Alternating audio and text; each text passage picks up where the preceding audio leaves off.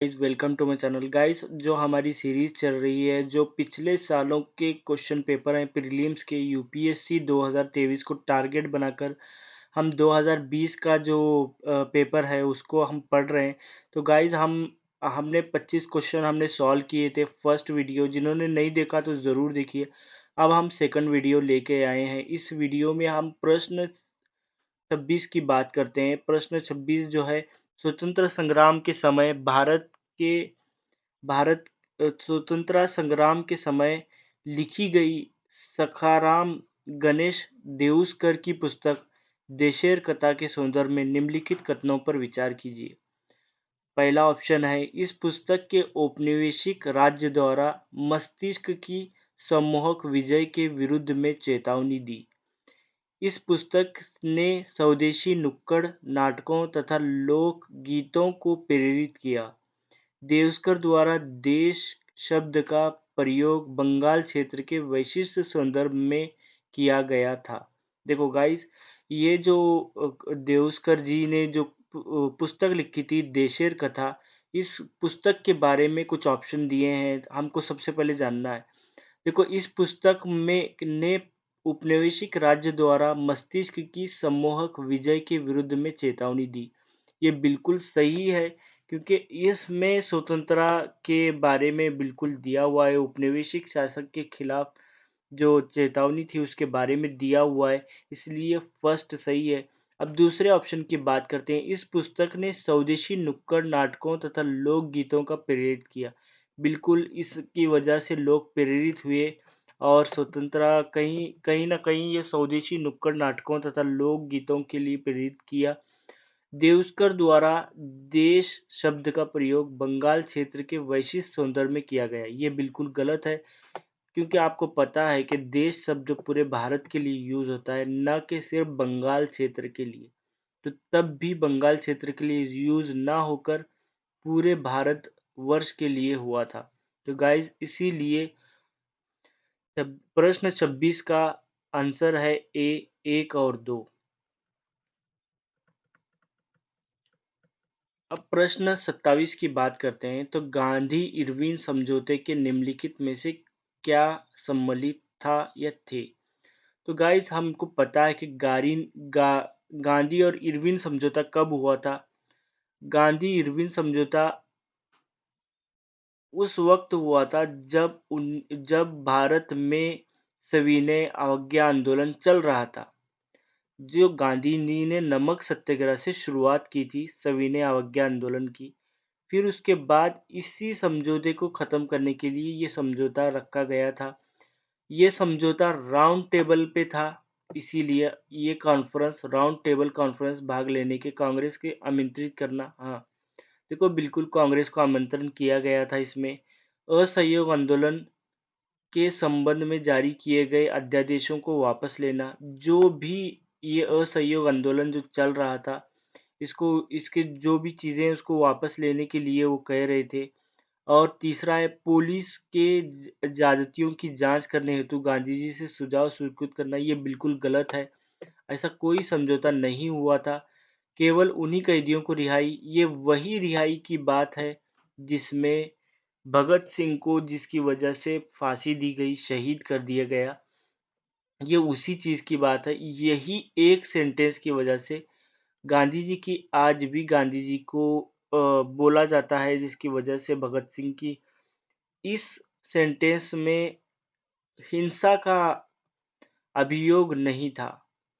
उनको ही छोड़ा गया था जिनके ऊपर सिर्फ केवल उन्हीं कैदियों को रिहाई जिन पर हिंसा का अभियोग नहीं था। देखो, जिनके ऊपर हिंसा का अभियोग नहीं था, इल्ज़ाम नहीं था, उनको ही रिहा किया गया।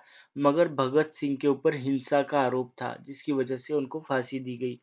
इसके लिए ऑप्शन बी बिल्कुल सही है। 1 भी सही है, 2 भी सही है, 4 भी सही है। इसीलिए ऑप्शन बी है इसका जवाब। अगर आपको समझ नहीं आए तो प्लीज़ आप कमेंट करके ज़रूर बताइए। प्रश्न 28 है, अस्पृश्य समुदाय के लोगों को लक्षित कर प्रथम मासिक पत्र विटाल वधवंसक किसके द्वारा प्रकाशित की गई थी?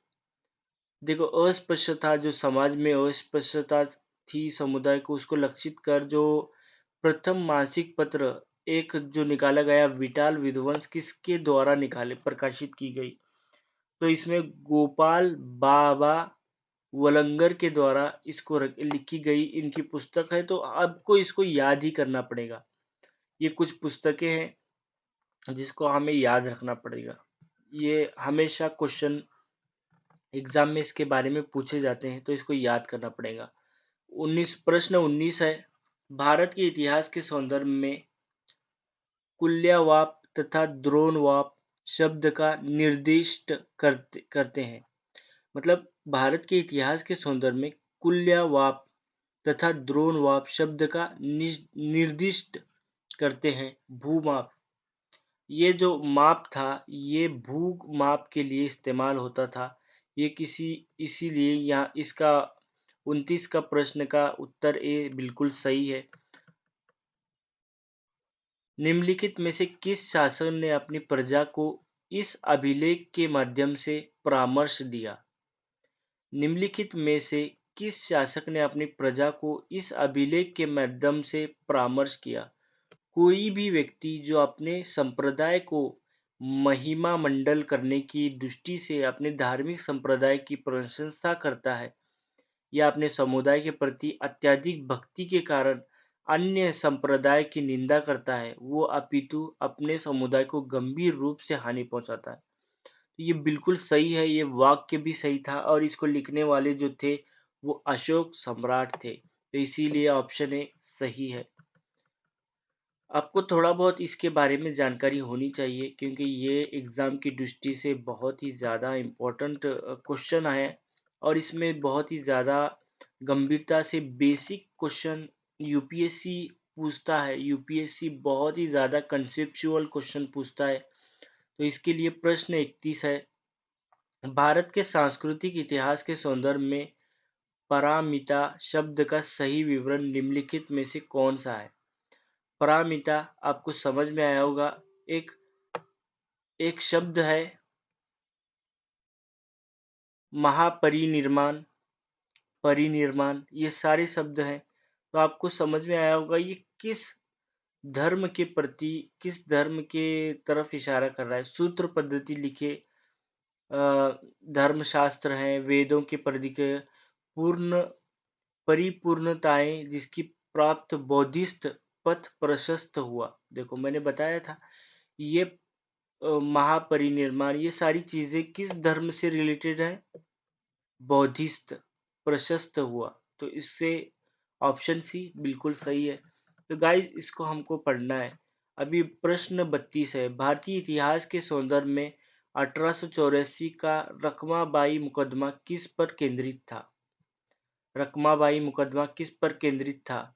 सहमति की आयु, दाम्पत्य अधिकार का प्रत्यास्थापन। तो इसीलिए केवल ऑप्शन 2 और 3 बिल्कुल सही है। तो गाइस इसको याद रखना है। ये जो था रखमाबाई जो 84 में एक मुकदमा आया था, ये मुकदमा महिलाओं की शिक्षा के लिए तो बिल्कुल नहीं था। इनका मुकदमा था सहमति की आयु जो लोग शादी करते हैं उनके बारे में था, दायित्व अधिकारों का प्रतिस्थापन के लिए ये मुकदमा आया था। तो इसके लिए ये करंट अफेयर का सवाल था। करंट अफेयर का मतलब ये इंडियन पॉलिटी का सवाल है। प्रश्न 33 है, निम्नलिखित में से किस कारण से भारत में 20वीं शताब्दी के आरंभ में नील की खेती का ह्रास हुआ? देखो आपको मैं बताता हूँ कि नील की खेती का ह्रास क्यों हुआ, कब हुआ। आपको पता होगा चंपारण का जो ये था, चंपारण का जो आंदोलन हुआ था, जो गांधी जी जहाँ पे गए थे, नील की खेती का जो आंदोलन था, नील की खेती का ह्रास ना ही नील उत्पादकों के अत्याचारों के आचरण के प्रति काश्तकारों ने किया, ये बिल्कुल गलत है। वो ऑटोमेटिक हुआ क्योंकि जर्मनी ने नए खोजों की शुरुआत की, नए-नए कलर का इजाद किया, जिसकी वजह से भारत से उगने वाले नील के कलर का इस्तेमाल खत्म हुआ।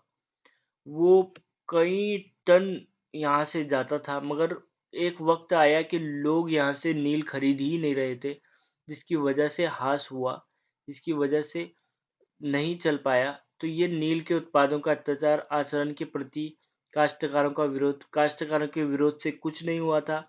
वो जर्मनी ने विकसित किया था, इसलिए वो बंद हो गया था नील की खेती। नए खोजों के कारण, मैंने बताया था ये सही है, नए खोज जर्मनी ने की थी, नई खोज। नील की खेती का राष्ट्रीय नेताओं का ये भी नहीं, गलत है सब। तो इसलिए ऑप्शन बी बिल्कुल सही है। वेलेज़ली ने कलकत्ता के फोर्ट विलियम कॉलेज की स्थापना किस लिए की थी? देखो, वेलेज़ली ने कर्नाटक कोलकाता की जो फोर्ट विलियम कॉलेज की स्थापना है, सबसे पहले हमको ऑप्शन पढ़ना है, एक-एक को माइनस करना है, फिर उसके बाद सही ऑप्शन लगाना है। इसमें हम पहला ऑप्शन देखते हैं, उसे लंदन में स्थित बोर्ड ऑफ डायरेक्टर ने ऐसा करने के लिए कहा था। क्यों उसको कहा था? ऐसा हो ही नहीं सकता कि कहा हो ऐसा करने के लिए। दूसरी बात है, वो भारत के प्राच्य न्याय के प्रति, बिल्कुल गलत है ये। अंग्रेज़ों के भारत के न्याय के प्रति ज़्यादा लगाव, उतना लगाव तो था ही नहीं, ये भारतीयों का भला क्यों करना चाहेंगे ये लोग। वो विलियम केस्कैरी और सहयोगी के रोजगार प्रदान करना चाहता था, ये बिल्कुल गलत है। ऐसा कुछ नहीं था। वो ब्रिटिश नागरिकों को, जो ब्रिटिश के जो नागरिक हैं, जब वो भारत में कोई प्रशासनिक, जैसे कोई उस टाइम से आईएएस आईसीएस की जो एग्ज़ाम होती थी उस टाइम, तो वहाँ के जो ब्रिटिश लोग जो आते थे भारत में, जो बड़े-बड़े जो ये सँभालते थे पद, तो उनको भारत के बारे में जानकारी नहीं थी। तो उनको प्रशिक्षित करने के लिए यहाँ पर स्कूल, यानी ब्रिटिश नागरिकों को भारत में प्रशासन हेतु प्रशिक्षित करने के लिए यहाँ पे कॉलेज की स्थापना की गई। तो इसीलिए ऑप्शन डी बिल्कुल सही है। अब हम प्रश्न 35 की बात करते हैं। भारत के इतिहास के सौंदर्य में उल गुलाम उल गुलान अथवा महान उपद्रव निम्नलिखित में से किस घटना का विवरण था? भारत के इतिहास के सौंदर्य में उल गुलान अथवा महान उपद्रव निम्नलिखित में से किस घटना का विवरण है? देखो, हम बात कर रहे हैं कि यह 57 है, तो इसको बिरसा मुंडा से हमको देखा जाता है कि बिरसा मुंडा का जो विद्रोह था, जो अंग्रेज़ों के खिलाफ विद्रोह था, इससे हमको देखा जाता है, बिरसा मुंडा के विद्रोह से। तो गाइस, इसमें जो ऑप्शन डी है वो बिल्कुल सही है। अब हम बात करते हैं प्रश्न 36 की। प्राचीन भारत के विद्वानों, साहित्यकारों के सौंदर्य में निम्नलिखित कथनों पर विचार कीजिए। पाणिनि पुष्यमित्र शुंग से संबंधित है, अमर सिंह हर्षवर्धन से संबंधित है, कालिदास चंद्रगुप्त द्वितीय से संबंधित है। अब इसमें मैं जो बात कर रहा हूँ, पाणिनि पुष्यमित्र शुंग से संबंधित है, ये बिल्कुल गलत है। पाणिनि हर्षवर्धन से, ये ऐसा हर्षवर्धन से संबंधित है, अमर सिंह पुष्यमित्र शुंग से, तो इसीलिए ये दोनों गलत है। सही कौन सा है? कालिदास जो थे वो चंद्रगुप्त द्वितीय के से संबंधित है, इसीलिए केवल ऑप्शन सी बिल्कुल सही है। तो इसी को हमको ध्यान में रखना है। आपको समझना है तो ज़रूर आप कमेंट में कमेंट करके बताइए। ये सबसे ज़्यादा ज़रूरी है, प्रीवियस ईयर के क्वेश्चन पेपर को सॉल्व करना, ये सबसे ज़्यादा ज़रूरी है।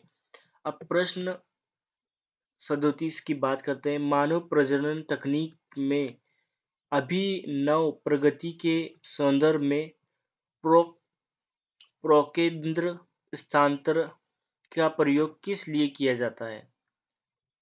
Nuclear transfer. देखो, न्यूक्लियर ट्रांसफर किस लिए किया जाता है ये पूछ रहा है। इन विट्रो एंड नेशनल निषेचन के लिए दाता शुक्राणु का उपयोग किया जाता है। शुक्राणु उत्पन्न करने वाली कोशिकाओं के आनुवंशिक रूपांतरण के लिए किया जाता है। स्टेम कोशिकाओं का कार्यात्मक भ्रूणों में विकास और संतान में सूत्रनालिका वाले रोगों का निरोध के लिए। तो गाइस, इसीलिए ऑप्शन डी सही है। देखें आप कितने हार्ड क्वेश्चन पूछता है यूपीएससी, तो आपको इसकी प्रैक्टिस बहुत ही ज़्यादा करना ज़रूरी है। यूपीएससी के प्रीवियस ईयर के क्वेश्चन आप देखेंगे क्वेश्चन पेपर, तो बहुत ही ज़्यादा टफ है। इसको पढ़ना इतना मुश्किल है तो इसको समझना, इसके आंसर देना कितना मुश्किल होगा।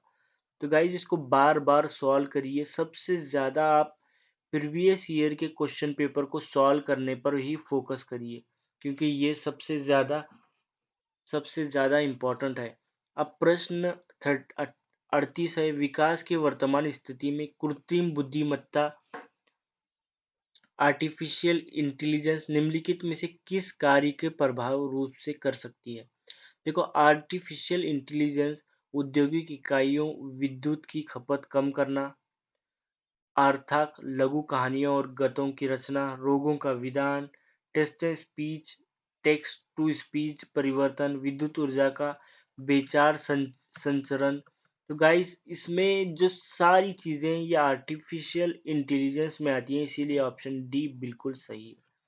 तो इसको ध्यान में रखना है, ऑप्शन डी बिल्कुल सही है। दृश्य प्रकाश संचार वीएलसी तकनीकों के संदर्भ में निम्नलिखित में से कौन से कथन सही हैं? वीएलसी 375 से 380 में वाली वृद्ध चुंबकीय स्पेक्ट्रमी तरंगदैर्ध्यों का उपयोग करती है। वीएलसी ने दीर्घ-पारसी प्रकाशीय बेतार संचार के रूप में जाना जाता है।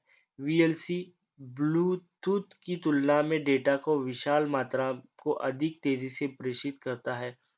वीएलसी विद्युत चुम्बकीय वित्तीकरण नहीं होता।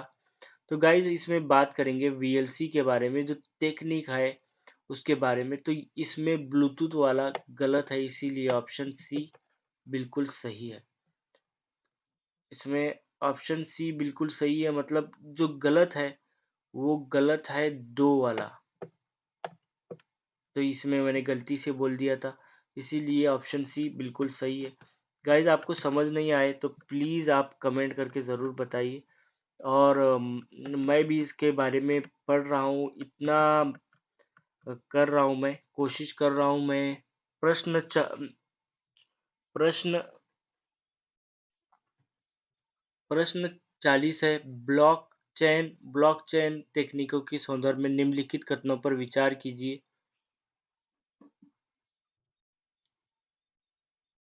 ऑप्शन एक, ये एक सार्वजनिक सत्ता खाता है जिसका हर कोई निरीक्षण कर सकता है, परंतु जिसे कोई भी एक उपभोग नियंत्रण नहीं करता। नंबर 2, ब्लॉकचेन की संरचना अभिकल्प ऐसा है कि इसका समूचा डेटा केवल क्रिप्टोकरेंसी के विषय में है। ब्लॉकचेन के आधारभूत विशिष्टताओं और आधारित अनुप्रयोगों को बिना किसी व्यक्ति के अनुमति के विकसित किया जा सकता है। इसीलिए ऑप्शन 1 और 3 सही है, इसीलिए ऑप्शन डी बिल्कुल सही है। तो गाइज़ आपको इस पे ध्यान देना है, ये इम्पोर्टेंट है। बार-बार इसको पढ़ना है, सुनना है, क्योंकि ये एग्ज़ाम की दृष्टि से बहुत ही ज़्यादा हमारे लिए महत्वपूर्ण है। कार्बन नैनोट्यूब के संदर्भ में निम्नलिखित कथनों पर विचार कीजिए। कार्बन नैनोट्यूब ट्यूबों ट्यूबों के संदर्भ में निम्नलिखित कथनों पर विचार कीजिए। इनका मानव शरीर में औषधियों और प्रजननों के वाहकों के रूप में प्रयुक्त किया जाता है। ऑप्शन बी है, इनको मानव शरीर के क्षतिग्रस्त भाग के लिए कृत्रिम रक्त कोशिकाओं के रूप में बनाया जा सकता है। ऑप्शन 3 है, इसका जैव रासायनिक संवेदकों के उपयोग किया जा सकता है। ऑप्शन डी है, कार्बन नैनोट्यूब जैव निम्नीकरण बायोडिग्रेडेबल होता है। तो गाइस इसमें चारों ऑप्शन सही हैं, इसके लिए ऑप्शन डी बिल्कुल सही है। अब प्रश्न 42 की हम बात करते हैं। निम्नलिखित गतिविधियों पर विचार कीजिए। खेत में फसल पर पीड़कनाश छिड़कना, सक्रिय ज्वालामुखियों के मुखों को निरीक्षण करना, डीएनए विश्लेषण के लिए हस्तक्षेपण करती हुई एकत्र करना। निम्न तकनीक के वर्तमान स्तर पर उपयुक्त गतिविधियों में से किसे ड्रोन के प्रयोग से सफलतापूर्वक किया जा सकता है? तो इसीलिए 1 और 3 तीनों सही हैं। इसके ऊपर आप आप ध्यान दे सकते हैं।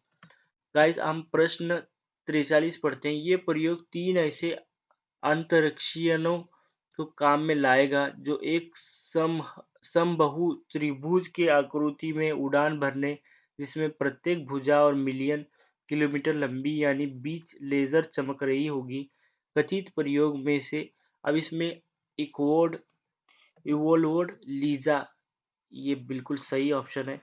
अब हम प्रश्न 44 की बात करते हैं। निम्नलिखित कथनों पर विचार कीजिए। भावी माता-पिता के अंड शुक्राणु उत्पन्न करने वाली कोशिकाओं को आनुवांशिक परिवर्तन किए जा सकते हैं। व्यक्तियों का जीनोम जन्म से पूर्व प्रारंभिक भ्रूणीय अवस्था में संपादित किया जा सकता है। मानव प्रेरित बहुशक्ति स्टेम कोशिकाओं को एक शुक्र के भ्रूण में आनुवांशिक किया जा सकता है। उपयुक्त कथनों में से कौन सा सही है?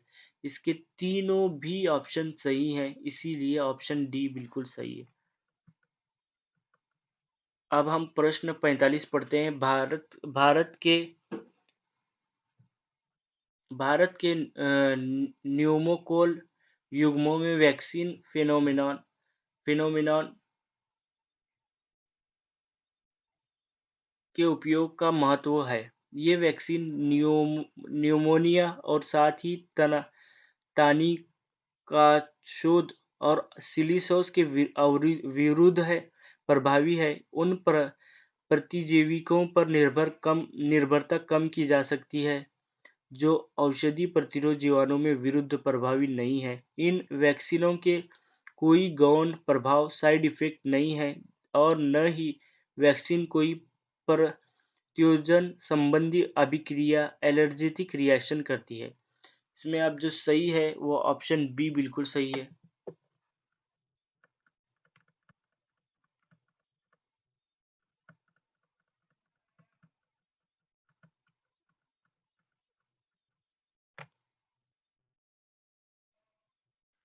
प्रश्न 46 भारत में पब्लिक की इंफ्रास्ट्रक्चर पदबंध किसके प्रसंग में प्रयुक्त किया जाता है?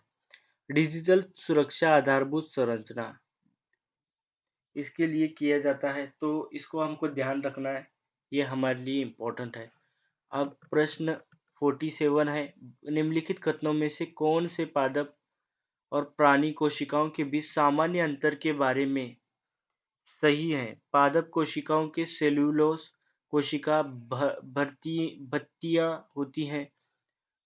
भित्तियां होती है, जबकि प्राणी कोशिकाओं में वे नहीं होती। पादप कोशिकाओं में प्लाज्मा झिल्ली नहीं होती, जबकि इसके विपरीत कोशिकाओं में होती है।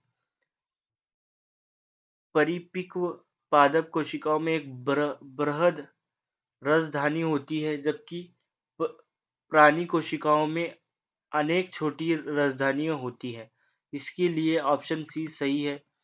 तो गाइज इसको ध्यान दीजिए। प्रश्न 48 निम्नलिखित में से कौन से कारक बीजिंग प्रदूषण में उत्पन्न होते हैं? देखो निम्नलिखित में से जो बीजिंग प्रदूषण है, एक बैठक में जो प्रदूषण किया गया है, प्रदूषण के बारे में बात की गई है, बीजिंग प्रदूषण के बारे में जो बात की गई है वो स्वचालित वाहन द्वारा, तंबाकू के धुआं, लकड़ी के जलना, रोगन के, इसीलिए ऑप्शन डी बिल्कुल सही है। तो इसको याद रखना है। प्रश्न 49 है। यदि निकट भविष्य में दूसरा वैश्विक वित्तीय संकट होता है तो निम्नलिखित में से कौन से कार्य नीतियां भारत को सबसे अधिक संभावना के साथ कुछ उन्मुख प्रदान कर सकती हैं? अल्पकालीन विदेशी ऋण पर निर्भर न रहना, कुछ और विदेशी बैंकों को प्रारंभ करना, पूंजी खाते में पूर्ण परिवर्तनीय को बनाए रखना।